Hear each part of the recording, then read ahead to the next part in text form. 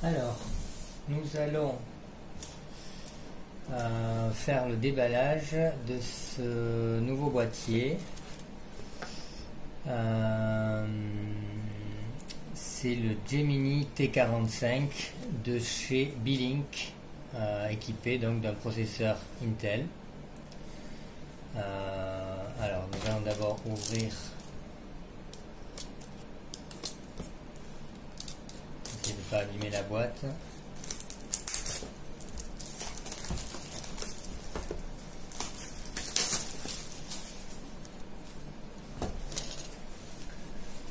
Alors, voilà.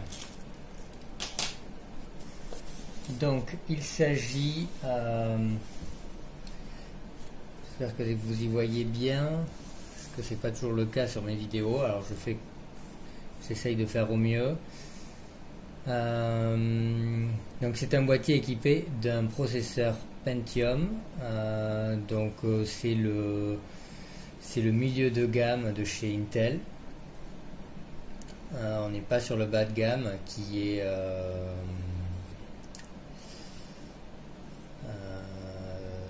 donc ça c'est un processeur plutôt faible, plutôt à vocation d'économie d'énergie. J'étais en train de réfléchir, je vais faire une autre vidéo avec un autre microprocesseur. Voilà, le bas de gamme c'est le Atom de chez Intel. Là on est vraiment sur du bas de gamme et là on est plutôt sur du milieu de gamme, et après on rentre sur au-dessus de ça, on a les corps i3, i5, i7 et même i9 qui sont beaucoup plus puissants, mais là on est quasiment aussi puissant qu'un i5 d'ancienne génération. Il est plus puissant que un i3 5005 par exemple va être moins puissant que ça. Donc le fait que ce processeur soit relativement récent, gravé finement et avec pas mal d'instructions, et je crois que c'est un 4 cœurs il me semble. Donc c'est un processeur moderne qui vaut bien un i5, un i3, i5 des années 2015 à peu près. Donc voilà. Alors je découvre comme vous, il y a le LAN gigabit, donc on a un réseau gigabit, un RJ45, on a un double Wi-Fi. Avec les deux fréquences, donc ça c'est bien pour ceux qui veulent le connecter en Wi-Fi. On a un SSD de 512, on a 8 Go de mémoire. Bon, mais c'est tout bon au niveau de la fiche technique. On a quelque chose qui est correct, qui va pas mal fonctionner. Je vois un port de carte SD, deux ports HDMI. Il répond à la norme USB 3. Bon, encore heureux, vous me direz. Il n'y a pas de port USB type C, c'est un peu dommage, mais à ce prix là je pense que ça aurait été compliqué. Donc voilà ce que je peux dire sur cet appareil d'un point de vue extérieur. Alors on va ouvrir.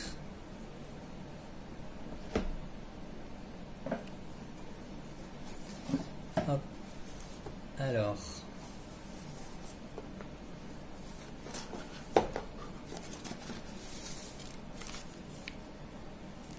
donc de suite au toucher, c'est un boîtier 100% aluminium, donc il va être bien refroidi, ça c'est top.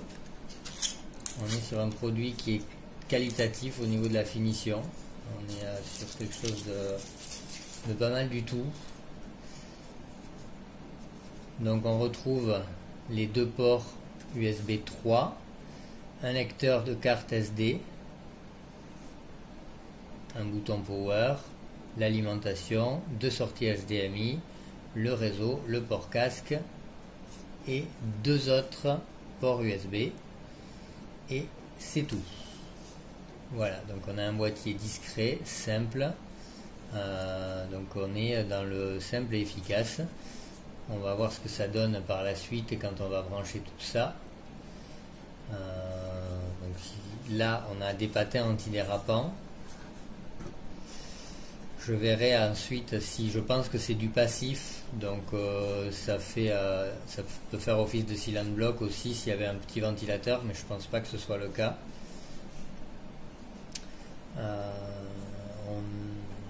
Donc oui, je suis quasiment certain, vu la puissance du processeur, que c'est quelque chose de passif. Donc on a l'essentiel. Pour moi il manque un port USB type C, c'est un peu dommage. Mais on a un joli produit qualitatif qui, je pense, va faire le job. Alors qu'est-ce qu'on a dans la boîte? Donc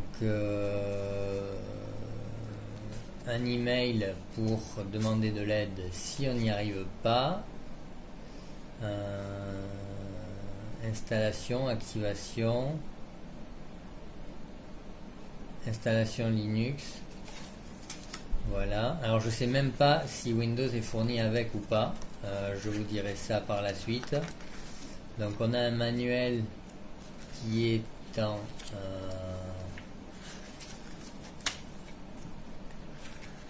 français. Oula, génial, pour un produit chinois, c'est pas mal du tout. Donc on a tout qui est traduit en français. Ça commence à se démocratiser bien leurs appareils. On a quand même des trucs propres. Remarque sur l'utilisation. Bon, voilà, c'est simple et c'est bien décrit. Bon, un petit QR code pour savoir si on est satisfait du produit. Ensuite, on trouve une petite boîte. Alors, on va enlever ça. Hop. Dans cette boîte, qu'est-ce qu'on trouve? Un chargeur français, donc prise européenne, Schuko, donc qui va chez nous, c'est parfait. C'est un petit transformateur. Une petite rallonge, je pense qu'il y a aussi la visserie.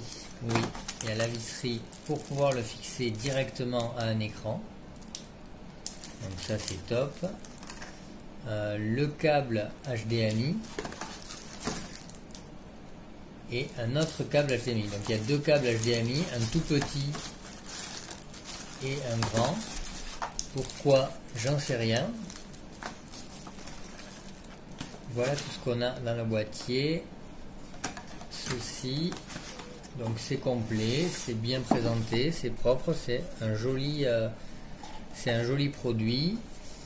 Donc on va brancher tout ça et revenir pour la suite de ce test de ce produit qui m'a l'air d'avoir, comme à son habitude chez Beelink, c'est un beau produit avec un beau rapport qualité-prix. C'est un peu le but. Donc on va voir ce qu'il y a là-dedans, si Windows est installé ou pas, s'il faut le rajouter et comment on peut le faire.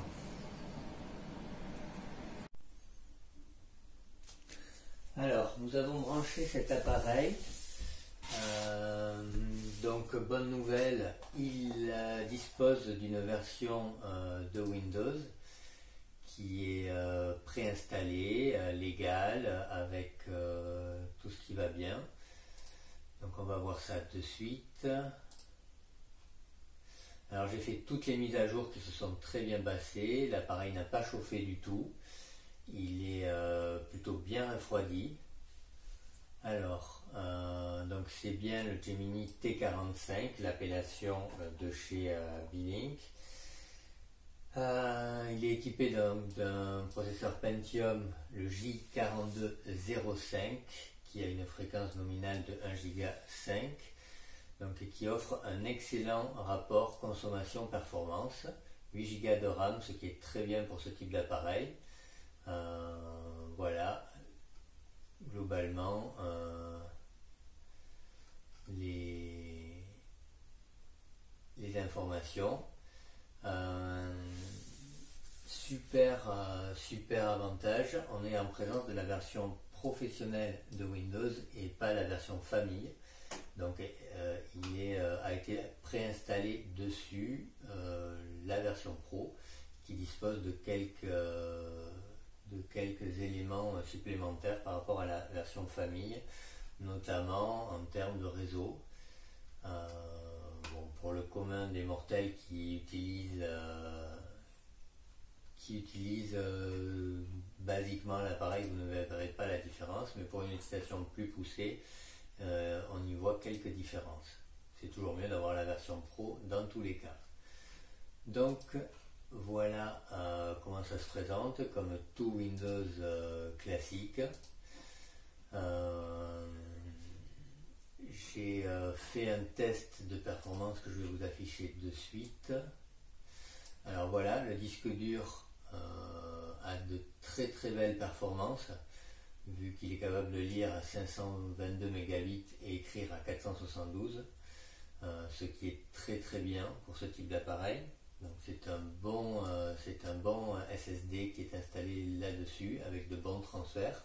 À titre indicatif, c'est à peu près les performances que j'ai sur un SSD qui fait 1 Tera, que j'avais acheté il y a 2 ans, qui est un Samsung 850 Pro, donc SSD garantie 10 ans, qui coûtait près de 1000 euros il y a 2-3 ans, et qui me donne des performances très similaires à ce petit SSD de 512. Donc toujours pareil, très bonne capacité. 512 pour cet appareil, c'est top. Donc voilà, vous pouvez regarder ici les performances. On va regarder aussi les performances du disque dur, du CPU, qui sont plutôt correctes. Donc on a bien un GIG 4205 avec une TDP de 10 watts, donc qui consomme assez peu, gravé à 14 microns, donc c'est les gravures classiques des i3, i5, i7 de cette période. Voilà, on a la carte mère, la mémoire, on a bien les 8 gigas répartis sur 2 slots. On va faire un bench pour voir ce que donne le CPU. Donc le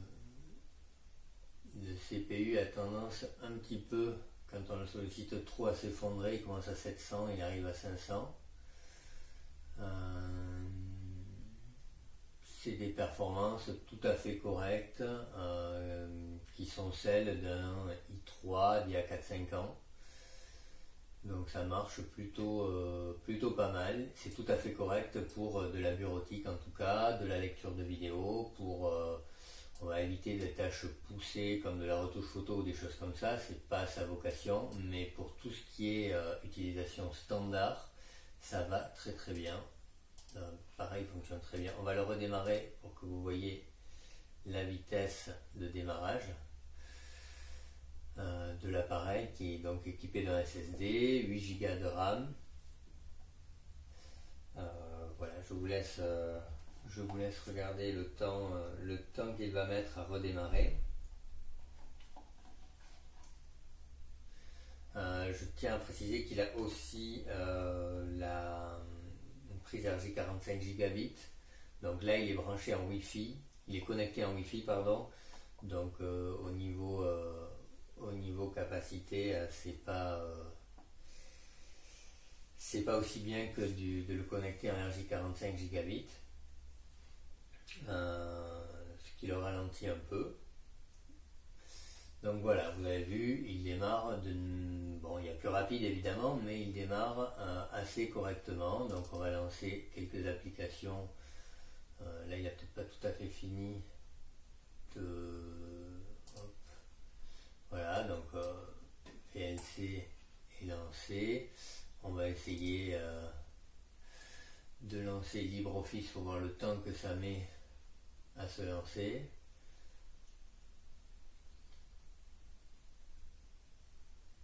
Bon, c'est la première première fois qu'il est lancé. Je ne l'avais pas lancé avant, donc peut-être que c'est un peu plus long. Mais c'est tout à fait acceptable.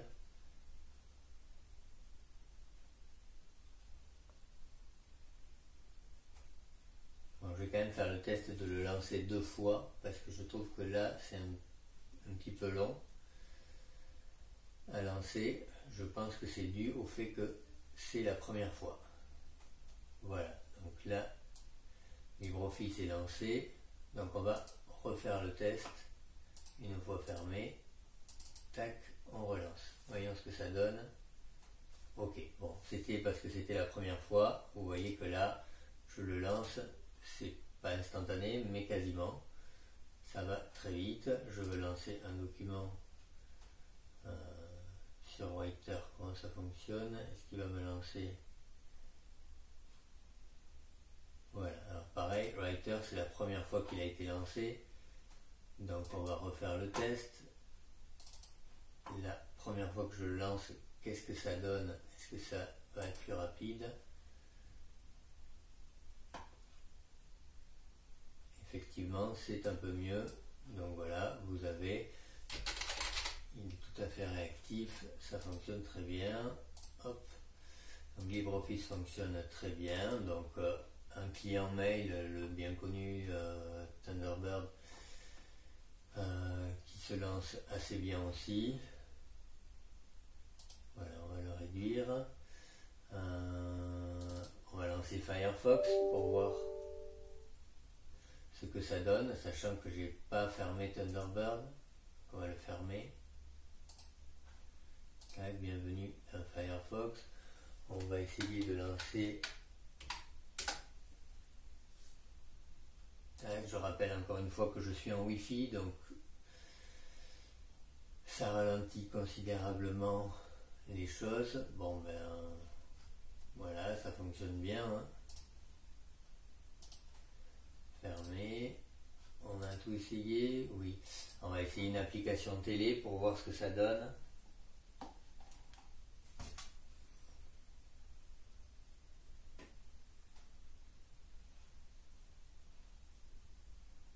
Allez, hop, on va mettre ça.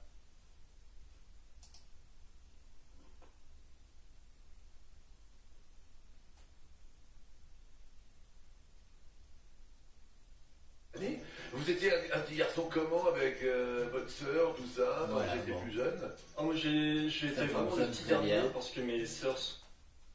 On va fermer cet appli.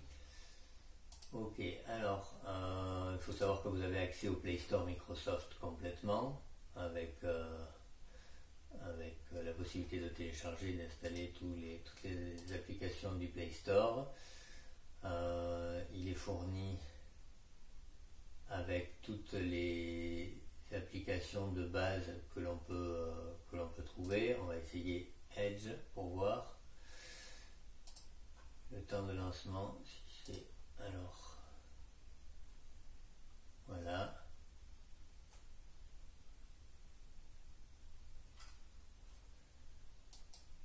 Hop. J'ai aussi installé Chrome.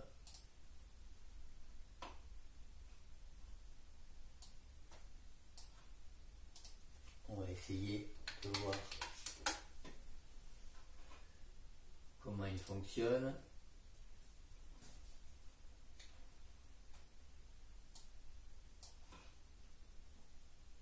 Voilà.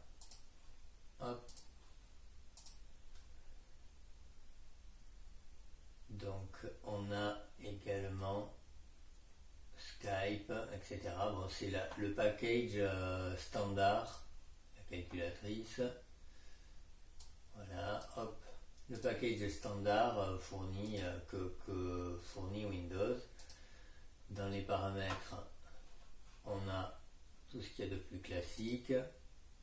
L'accès aux mises à jour qui fonctionne parfaitement. Hein, il a été mis à jour, donc la licence est parfaitement reconnue. Donc ça, c'est super bien. Le réseau fonctionne très bien. La partie système fonctionne très bien aussi.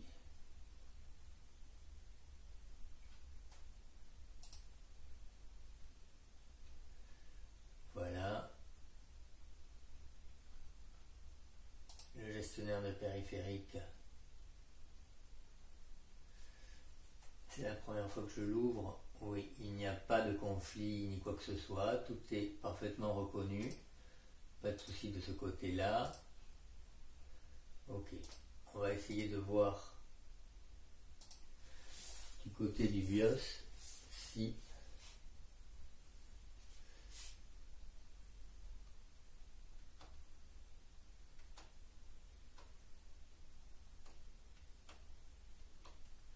voilà. Alors nous avons un BIOS assez standard où on voit le nom du microprocesseur, les paramètres, la vitesse de la mémoire. On peut toucher à pas mal d'éléments.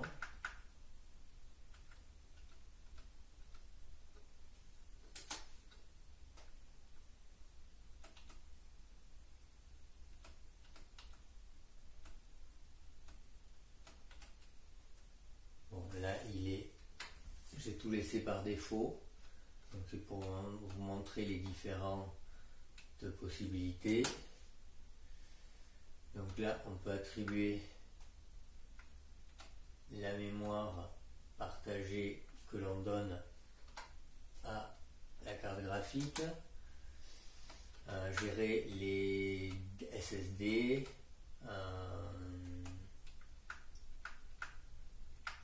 c'est assez standard mais assez complet.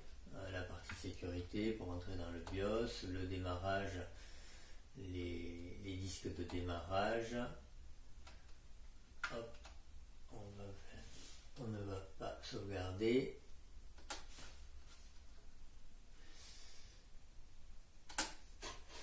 Alors voilà, et on va le laisser arriver à Windows pour que vous voyez une nouvelle fois son temps de démarrage qui est assez correct pour ce type de petit appareil, sachant que j'ai installé à peu près tout ce dont j'ai besoin comme application qui viennent alourdir un petit peu le démarrage et le ralentir. Donc voilà, l'appareil est tout à fait fonctionnel directement là-dessus. On a fait un petit tour, ça c'est la partie sécurité qui est tout ok. Les notifications, on n'a détecté aucune menace, tout va bien. On a accès ici au Wi-Fi qu'on peut activer. Tout est ok et le Wi-Fi d'ailleurs capte très bien et fonctionne très bien. L'appareil est globalement réactif et franchement c'est un appareil qui offre, comme à l'habitude de Beelink, un très bon rapport qualité-prix, vu qu'il est vendu un peu moins de 300 € en France. Donc on a un appareil complet qui est utilisable par toute la famille avec de la mémoire vive, fiable, qui consomme très peu d'énergie et une jolie capacité de stockage. Donc c'est une jolie victoire que cet appareil. Pour moi le test est satisfaisant et je peux conseiller sans souci l'achat de cet appareil. Je vous dis à bientôt et merci d'avoir regardé jusqu'au bout. Au revoir.